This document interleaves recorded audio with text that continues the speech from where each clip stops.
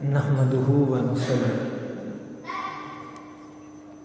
ونسلم على رسوله النبي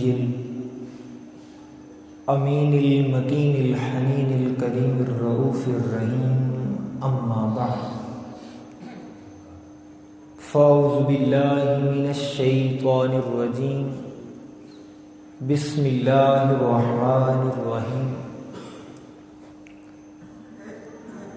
قال اللہ تبارک و تعالی فی القرآن المجید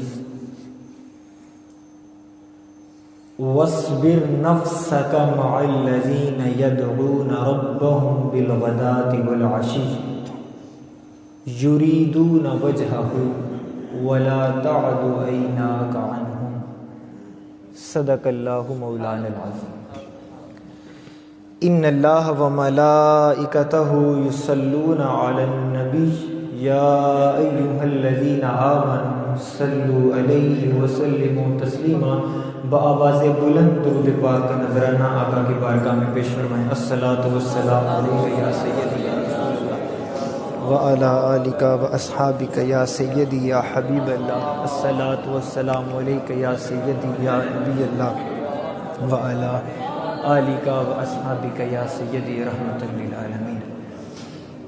قابل احترام، واجب الاحترام پیر طریقت، رہبر شریعت، دستگیر عاجزاں، کشتہ عشق رسول، قدوۃ السالکین، میری مراد پیر محمد مظہر حسین حنفی القادری دامت برکاتہم القدسیہ، جملہ خادمان منگھانی شریف، اللہ رب العزت کی بارگاہ بکس پناہ میں دعا ہے مالک کائنات ہماری آج کی اس عاجزانہ حاضری کو اپنی بارگاہ میں قبول فرمائے، اور میرے لیے نہایت اعزاز کی بات ہے کہ آج دوسری مرتبہ پیر صاحب کی موجودگی میں ان کو سبق سنانے کا موقع میسر آ رہا ہے۔ اللہ پاک مشائخ کے فیوز و برکات سے ہم سب کو مالا مال فرمائے۔ دوستان محترم، اس سے پہلے کہ میں اپنی گفتگو کا آغاز کروں، صحیح مسلم شریف کی ایک حدیث صحیح وہ آپ کو سنانا چاہ رہا ہوں تاکہ بنیاد بن جائے کہ ہم بات کیا کرنا چاہتے ہیں اس نشست میں۔ اب پوری توجہ چاہوں گا، آقا تاجدار کائنات صلی اللہ علیہ وسلم، صحیح مسلم شریف، سرکار کریم صلی اللہ علیہ وسلم صحابہ کی مجلس کے اندر ایک شخص کا ذکر فرما رہے ہیں۔ اب آپ نے محبت کے ساتھ، اگر آپ کو چاہت اور محبت محسوس ہو اور ولی کا مقام سمجھ میں آئے، پھر زبان اللہ پر سبحان اللہ کا نغمہ ہونا چاہیے کہ زبان میرے مصطفیٰ کریم کی ہے اور ذکر کسی شخص کا ہے، اور وہ جس کا ذکر ہو رہا ہے وہ ابھی حضور سے ملا ہی نہیں ہے، وہ ابھی مدینہ میں حاضر ہوا ہی نہیں ہے، وہ کوئی صحابی نہیں ہے، نہ اس کی صحابہ سے ابھی ملاقات ہوئی ہے، نہ صحابہ میں اسے کوئی جانتا ہے، قربان جائیں اس کا ذکر میرے مصطفیٰ کر رہے ہیں، ذکر ہو رہا ہے۔ اب وہ کون ہے جو ابھی مدینہ میں بھی نہیں آیا، سرکار کے قدم چومنے کا بھی موقع نہیں ملا، آقا تاجدار کائنات کی زیارت بھی نہیں کی ہے، صحابہ اسے جانتے نہیں، لیکن حضور ذکر فرما رہے ہیں اس ہستی کا نام کیا تھا؟ اس ہستی کا نام سن کر آپ کی زبانوں پر سبحان اللہ کا نغمہ، اس ہستی کو حضرت اویس کرنی کہا جاتا ہے، وہ حضرت اویس کرنی تھے، آقا ذکر فرما رہے ہیں۔ اب دوستان محترم، جو سمجھنے والی بات یہ ہے، جو آپ کو تعجب میں مبتلا کر دے گی، وہ یہ ہے کہ آپ سوچیں کہ جو میرے آقا کو آ کر ابھی ملا نہیں، زبان مصطفیٰ پر اس کا بھی ذکر ہے. اور کیوں ذکر ہے؟ توجہ چاہوں گا کیوں ذکر ہے. اب یہاں پر ایک بات، میرے آقا تاجدار کائنات نے جب ذکر فرمایا، پوری توجہ، جب ذکر فرمایا وہ ملا نہیں، وہ بارگاہ کے اندر حاضر نہیں ہوا. حضور ذکر بھی فرما رہے ہیں اور اپنے عاشق کی نشانیاں بھی بیان فرما رہے ہیں. ہائے ہائے. اب سنیے گا یہاں ایک قابل غور. میرے آقا نے فرمایا صحابہ تم نے میری اس ولی کو ملنا ہے جا کر، وہ میرا عاشق ہے. یا رسول اللہ ہم پہچانیں گے کیسے؟ فرمایا وہ یمن کا رہنے والا ہے. ہائے ہائے ہائے، محبت سے سبحان اللہ کی صدا دینا. وہ یمن کا رہنے والا ہے. یا رسول اللہ اور کیا نشانی ہے؟ فرمایا اس کا نام اویس ہے. ہائے ہائے ہائے. حضور نام بھی جانتے تھے. اس بات کو ذہن میں رکھیں، ابھی تک حضرت اویس کرنی میرے آقا کی بارگاہ میں حاضر نہیں ہوئے ہیں اور آقا نشانیاں بیان کر رہے. میں ایک چھوٹی سی مثال دیتا ہوں. کوئی ایسا بندہ جو کبھی منگھانی شریف کی سرزمین پہ نہ آیا ہو اور میں اس سے پوچھوں کہ بھئی منگھانی شریف کو جانتے ہو، اس کی کوئی نشانیاں بتا سکتے ہو، وہ مجھے نہیں بتا پائے گا کیونکہ وہ منگھانی شریف کو جانتا نہیں ہے. آئے ہائے ہائے، وہ منگھانی شریف کو پہچانتا نہیں. لیکن اگر یہی سوال میں کسی اور ایسے شخص سے کروں جو یہاں کا تعلق رکھنے والا ہو، چاہنے والا ہو، مرید ہو، وہ پوری ایک نقشہ کھینچ کے رکھ دے گا کہ بھئی یہ منگھانی شریف ہے. تو نشانی جو بات سمجھانا چاہ رہا ہوں، نشانی وہ بتاتا ہے جو جانتا ہوتا ہے. ہائے ہائے ہائے. نشانی وہ بتاتا ہے جو جانتا ہوتا ہے. دوستان محترم، بلا تشبیہ و بلا مثال میرے آقا نے فرمایا صحابہ وہ یمن کا رہنے والا ہے، نام اس کا اویس ہے، اپنی ماں کے ساتھ رہتا ہے. اور آقا نے فرمایا اس کو ایک بیماری تھی، اس نے مولا کی بارگاہ میں دعا کی تو اللہ پاک نے شفا عطا فرما دی. اب آقا تاجدار کائنات یہ نشانیاں بیان فرما رہے ہیں. میں آپ کے تڑپ، میں آپ کی محبت کا منتظر رہوں گا. اگر آپ کے ہاتھ اٹھ گئے اور سبحان اللہ کی صدا آئی تو میں سمجھوں گا کہ میں بات سمجھا سکا. اور پیر صاحب کے قدموں پر ہاتھ رکھ کر یہ بتانا چاہتا ہوں، میرے آقا اس ولی کے بارے میں جو ابھی حاضر خدمت نہیں ہوا، جس نے ہاتھوں کا بوسہ نہیں لیا، صحابی نہیں، آقا نشانیاں بیان کر رہے ہیں. آقا بتا رہے ہیں.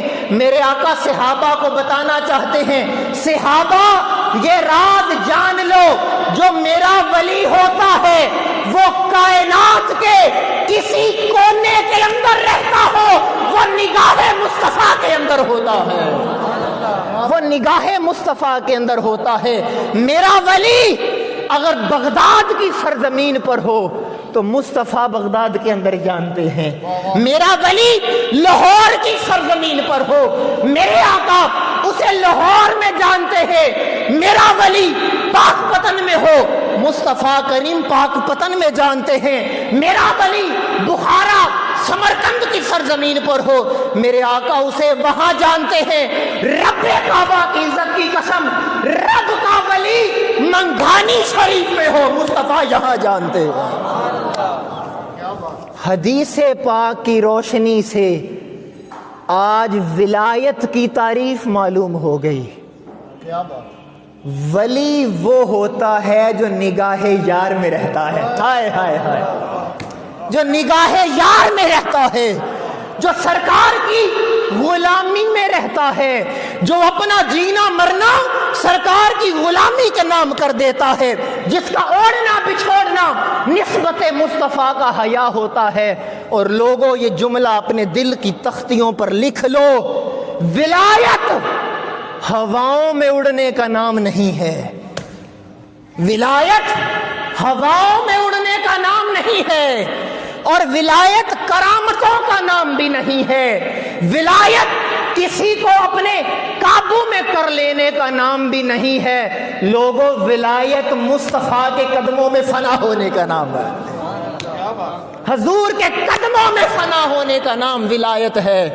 اور ادب کی دنیا میں، اردو ادب کی دنیا میں ایک جملہ کہوں، آپ کے چہروں کی مسکراہٹ دیکھنا چاہوں گا، جو سرکار کی نالین کے نیچے لگنے والے مبارک مٹی کے ذروں کو اپنی آنکھوں کا سرما بنا لے، وہ ولی ہو جاتا ہے، وہ ولی ہو جاتا ہے۔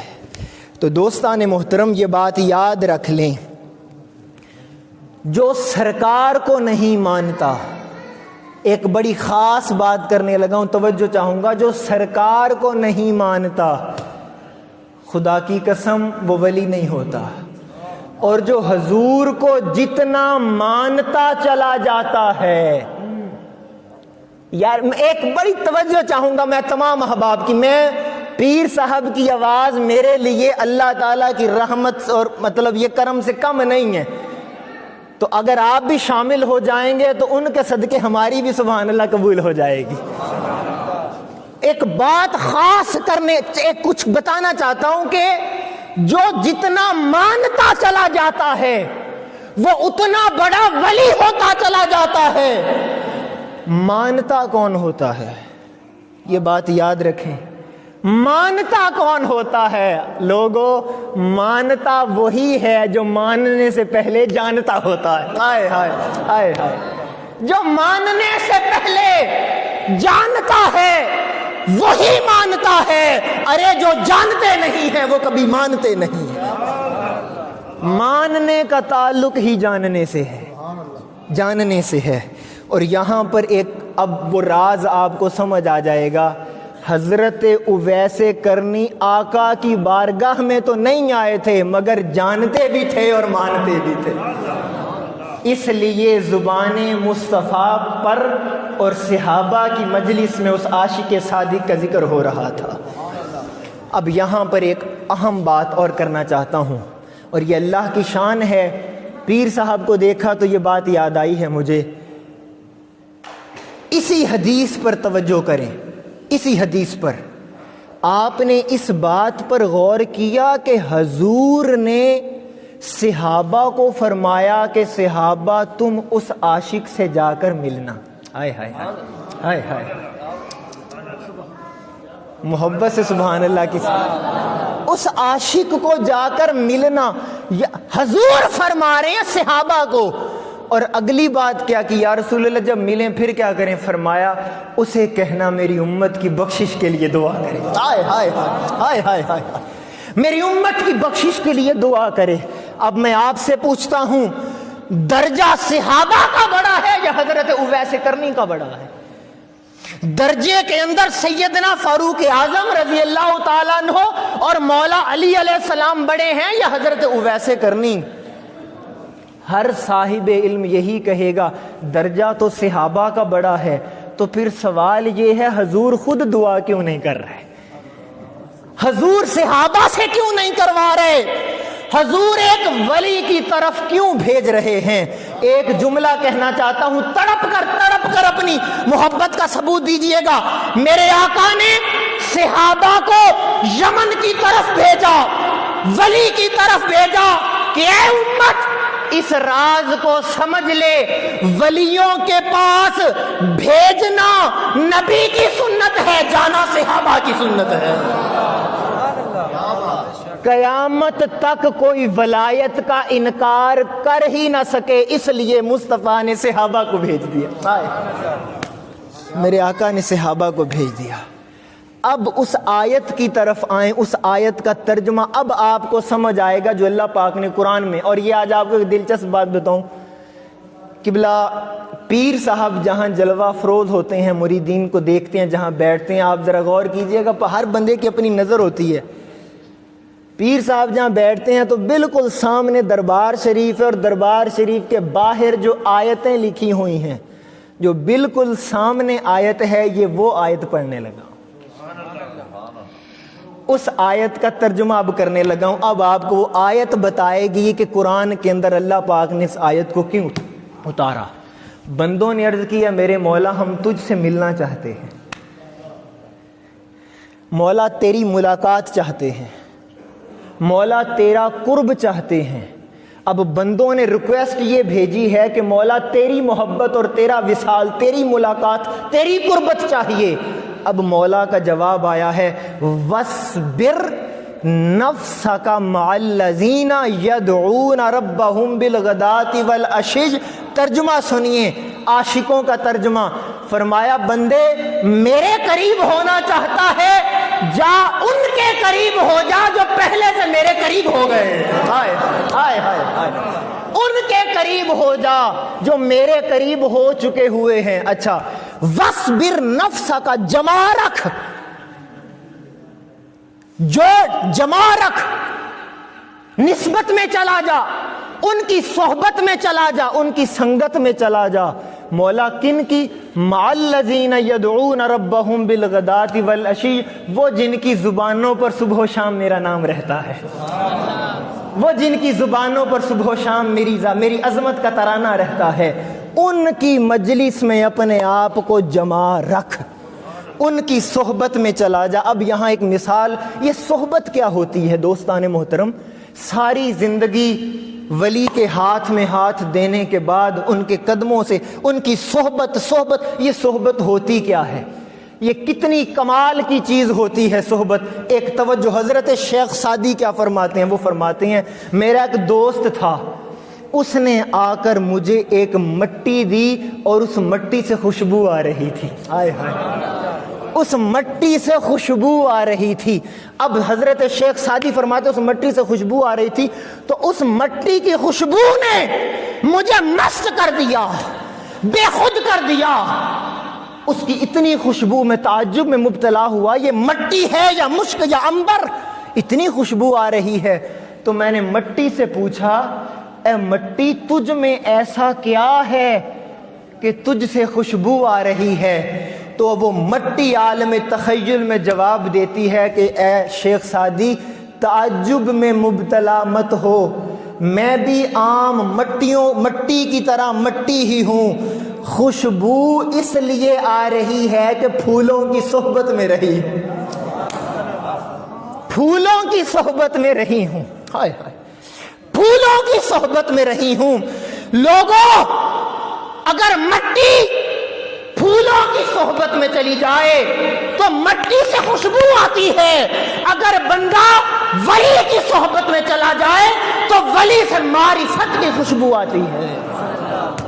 ہم نے کبھی صحبت کے فلسفے کو سمجھا ہی نہیں ہے، یہ صحبت کوئی معمولی چیز نہیں ہے۔ سنو، مولائے روم فرماتے ہیں، مولائے روم فرماتے ہیں، وہ فرماتے ہیں کہ اگر تم چاہتے ہو کہ تمہیں مولا کی مجلس اور مولا کی قربت مل جائے، مولائے روم فرما رہے ہیں مولا کی قربت چاہتے ہو تو پھر کیا کریں؟ فرمایا ولی سے محبت کیا کرو۔ اب جو اگلی بات کرنے لگاؤں نا، اب آپ کے دل کے تار چھیڑنے لگاؤں، پوری توجہ کیجئے گا۔ یہ قول ہے مولائے روم کا، اور ایک اور قول ہے حضرت بایزید بستامی رحمت اللہ تعالی علیہ کا۔ وہ فرماتے ہیں کہ لوگوں اگر تم یہ چاہتے ہو کہ مولا تمہیں اپنا دوست بنا لے، اس بات کے وزن کو محسوس کریں ذرا، محبت سے سبحان اللہ کی صدا دیں۔ شاید سردی زیادہ ہے تو سردی اتارنے کے لیے یہ جملہ دے رہا ہوں آپ کو، تاکہ عشق کی گرمی محسوس ہو آپ کے من کے اندر اور آپ کو احساس ہو کہ یہ کوئی معمولی بارگاہ نہیں ہے۔ وہ فرماتے ہیں کہ دوبارہ سنیے، وہ فرماتے ہیں کہ اگر تم یہ چاہتے ہو کہ تم مولا کے دوست بن جاؤ، مولا کے دوست بن جاؤ، فرمایا پھر کیا کریں؟ فرمایا پھر اللہ کے ولیوں سے جا کر محبت کیا کرو، اور کتنی محبت کرو، اتنی محبت کرو، توجہ، اتنی محبت کہ پھر ولی تم سے محبت کرنا شروع کر دے۔ اور محبت سے سبحان اللہ کہیں ذرا، ایک دفعہ ہاتھ اٹھا کے سبحان اللہ کی صدا دیں۔ اب جو اگلی بات وہ خاص بات ہے، اس لیے آپ کو تیار، آپ کے دل کی زمین تیار کر رہا ہوں کہ تاکہ وہ بات جو حضرت بایزید بسطامی نے فرمایا اتنی محبت کہ ولی تم سے محبت کرنا شروع کر دے۔ مریدوں نے فلسفہ پوچھا، وجہ پوچھی، تو فرمایا اس لیے کہ مولا ایک دن کے اندر 70 مرتبہ ولی کے سینے کو دیکھتا ہے۔ اوئے ہائے، محبت سے سبحان اللہ کہیں، میں کچھ بتا، ولی اللہ تعالی ایک دن میں 70 بار اپنے ولی کے سینے میں دیکھتا ہے، دل میں دیکھتا ہے۔ کیوں دیکھتا ہے؟ فرمایا اس لیے کہ مولا جب ولی کے سینے میں دیکھتا ہے تو ولی کے دل کے اوپر جس مرید کا نام ہوتا ہے مولا بخش دیتا ہے، مولا اسے بخش دیتا ہے۔ اور فقط بخشتا نہیں ہے، فرماتا ہے اے بندے تو میرے پیارے کا محبوب ہے، اب تجھے میں اپنا محبوب بنا لیتا۔ اس لیے فرمایا کہ وَاصْبِرْ نَفْسَكَ، جما رکھ اپنی جان کو ولی کی بارگاہ کے اندر۔ اور دوستان محترم، یہاں پر ایک اور بات قابل غور ہے۔ آپ کو یہ پتا ہے کہ یہ ماہ ربیع الثانی، یہ حضور سیدنا غوث پاک رضی اللہ تعالیٰ عنہ کے ساتھ نسبت ہے۔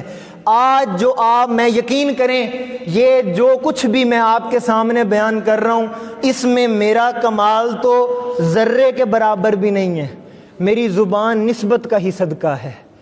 اور میں نسبت اگر نہ ہو تو یقین کریں مجھ جیسے کی کیا اوقات ہے کہ وہ بیٹھ کر خطاب کرتا پھرے۔ یہ نسبت کا کمال ہے، یہ سائیوں کا کمال ہے، یہ نگاہ والوں کا کمال ہے۔ اور تم اس بات کو دل میں بٹھا لو، تم تو انسان ہو، رب کعبہ کی عزت کی قسم، ولی کی نگاہ کتے کے اوپر پڑ جائے تو وہ کتا کتوں جیسا نہیں رہتا ہے۔ اور یہ بات خدا کی قسم جذبات میں نہیں کی ہے۔ حاجی امداد اللہ مہاجر مکی اپنی 2 کتابیں شمائل امدادیہ اور امداد المشتاق کے اندر ایک واقعہ لکھتے ہیں کہ حضرت بایزید بسطامی ایک مجلس کے اندر بیٹھا کرتے تھے۔ دل پہ ہاتھ رکھیے گا ذرا، مجلس میں بیٹھا کرتے تھے، آپ کے مریدین چاہنے والے آپ کے گرد حلقہ بنا کر بیٹھ جاتے۔ ہر روز ایک کتا آتا اور دور کر کے بیٹھ جاتا، دور بیٹھ جاتا۔ حضرت بایزید بسطامی نے کبھی توجہ ہی نہیں کی تھی یہ کتا کیوں بیٹھتا ہے۔ وہ مجلس ہوتی رہی، کتا بیٹھتا رہا۔ اچھا، یہاں پر رک کر ایک میں آپ کو مرید کی تعریف، جو میری نظر میں مرید کون ہوتا ہے، مرید کون ہوتا ہے۔ وہ کتا بیٹھتا تھا، آپ نے کبھی توجہ نہیں فرمائی کہ یہ کیوں بیٹھتا ہے، کب بیٹھتا ہے اور کتنی دیر کا بیٹھتا ہے، کبھی توجہ نہیں فرمائی تھی۔ تو میں نے اس بات سے یہ بات اخذ کی، پیر تکے نہ تکے۔ اب بھی نہیں بولنا تو کب بولنا ہے؟ وہ کتا بیٹھتا تھا، حضرت بایزید بسطامی نے کبھی دیکھا ہی نہیں۔ تو میں نے جو اخذ کیا کہ پیر تکے نہ تکے، مرید کبھی نہ تھکے وہ مرید ہوتا ہے۔ مرید کبھی نہ تھکے، وہ تھکا نہیں، بیٹھا رہا۔ پھر ایک دن کیا ہوا، حضرت بایزید بسطامی کو جلال آ گیا، آپ موج میں آئے اور موج میں درس دیتے ہوئے نگاہ اٹھائی اور اس کتے کے اوپر ڈال دی۔ اور اس نگاہ ڈلنے کے بعد کیا ہوا، وہ کتا جب نگاہ پڑی، وہ بغداد کی جس گلی کے اندر بیٹھتا 40-50 کتے اس کے گرد حلقہ بنا لیتے تھے۔ اب ایک آپ سے بات پوچھتا ہوں، تھے تو وہ کتے، تھے تو وہ کتے، انہیں بھی پتا تھا کہ اس پر ولی کی نگاہ پڑی ہے، یہ ہم جیسا نہیں رہا۔ ہائے ہائے، لیکن فرق یہ ہے وہ کتے بایزید بسطامی کے دور کے تھے رحمت اللہ۔ تو نگاہ ایسی چیز ہوتی ہے کہ جب پڑ جائے پھر بیڑے تار دیتی ہے۔ تو اسی لیے فرمایا وَاصْبِرْ نفس کا، جما رکھ اپنے آپ کو، جما رکھ. سمجھے اس فلسفے کو. اچھا پھر آگے ایک اللہ تعالیٰ نے بڑا حسین فلسفہ بیان فرمایا ہے، بڑا حسین فلسفہ بیان فرمایا ہے. وہ فلسفہ کیا ہے؟ آگے فرمایا وَاصْبِرْ نَفْسَكَ مَعَ الَّذِينَ يَدْعُونَ رَبَّهُمْ بِالْغَدَاةِ وَالْعَشِيِّ يُرِيدُونَ وَجْهَهُ. ہائے ہائے ہائے. سن ذرا ایک سادے انداز میں سمجھانے کی کوشش کرتا ہوں. مولا نے کہا مولا ہم اس وجہ سے ولی کی بارگاہ میں جا کر بیٹھیں کہ ولی کی زبان پر ہر وقت تیرا نام رہتا ہے، تیرا ذکر رہتا ہے. فرمایا بندے ہاں. فرمایا مولا ذکر تو میں بھی کرتا ہوں، ذکر تو میں بھی کرتا ہوں، پھر میں ولی کی بارگاہ میں جا کر کیوں بیٹھوں؟ اس کا جواب بھی مولا نے قرآن کے اندر اتارا. بندے تو ذکر کرتا ہے تو تیرے دل کے اندر لاکھوں لالچ ہیں. تو ذکر کرتا ہے تو تجھے مال کی طلب ہے، تجھے دنیا کی طلب ہے، تجھے ثواب کا لالچ ہے. مولا پھر ولی ذکر کس لیے کرتا ہے؟ فرمائے یریدون وجہہ. ولی کسی اور مقصد کے لیے ذکر نہیں کرتا، ولی تو بس میرے مکھڑے کی دید کے لیے ذکر کرتا ہے. اس کی تمنا ہی اور کوئی نہیں، اس کی آرزو ہی کوئی نہیں. اس کی ساری تمنائیں اور آرزویں میری محبت کے اندر ختم ہو جاتی ہیں. بس اس کی ایک ہی طلب رہتی ہے کہ مولا تیرا وصال نصیب ہو جائے، تیری ملاقات نصیب ہو جائے. تو دوستان محترم، قرآن کی یہ آیت بتا رہی ہے کہ امت کے اندر ولیوں جیسا کوئی نہیں ہے. اور یہاں ایک بات کہنا چاہتا ہوں، امت میں ولیوں جیسا کوئی نہیں اور ولیوں کے اندر غوث اعظم جیسا کوئی نہیں. آج آپ کو ایک پیر صاحب کے میں توجہ سے اور دعا لینے کے لیے ایک راز سے پردہ اٹھانا چاہتا ہوں، ایک راز سے پردہ اٹھانا چاہتا ہوں. لوگوں، ولایت تب تک نہیں ملتی جب تک سرکار بغداد کا قدم گردن پر نہیں لگتا. آپ نے کبھی سوچا کہ سرکار غوث پاک نے یہ فرمایا کہ قدم حاضی علی رقبت کل ولی اللہ، میرا قدم کل اولیاء کی گردن پر. حضرت خواجہ معین الدین چشتی غریب نواز، آپ خراسان کے پہاڑوں کے اندر خلوت نشین تھے. ان کے کانوں کے اندر یہ آواز آئی کہ سرکار غوث پاک نے اعلان فرمایا. انہوں نے اسی وقت گردن کو جھکا دیا، حضور میرے گردن پر بھی آپ کا قدم ہے. اور شیخ عبد القادر اربلی رحمت اللہ تعالی علیہ فرماتے ہیں خواجہ معین الدین چشتی وہ پہلی ہستی تھے جنہوں نے سب سے پہلے گردن جھکا دی تھی، سب سے پہلے گردن کو جھکایا. اب جو بتانا چاہتا ہوں وہ یہ ہے کہ کبھی سوچا کہ سرکار غوث پاک نے یہ کیوں فرمایا میرا قدم ہر ولی کی گردن پر؟ اس کے پیچھے اس کی اصل کیا ہے، اس کا بیک گراؤنڈ کیا ہے، اس کی بیس کیا ہے؟ کیوں فرمایا میرا یہ قدم؟ آج یہ منگھانی شریف کے اندر حاضر ہو کر فقط دعا لینے کے لیے یہ راز آپ کو بتانا چاہتا ہوں کہ فقط پیر صاحب کی نگاہ اٹھ جائے اور سب کا بیڑا پار ہو جائے اور صاحب مزار ان کی توجہ اٹھے اور جتنے بھی حاجت مند ہیں سب کی حاجتیں پوری ہو جائیں.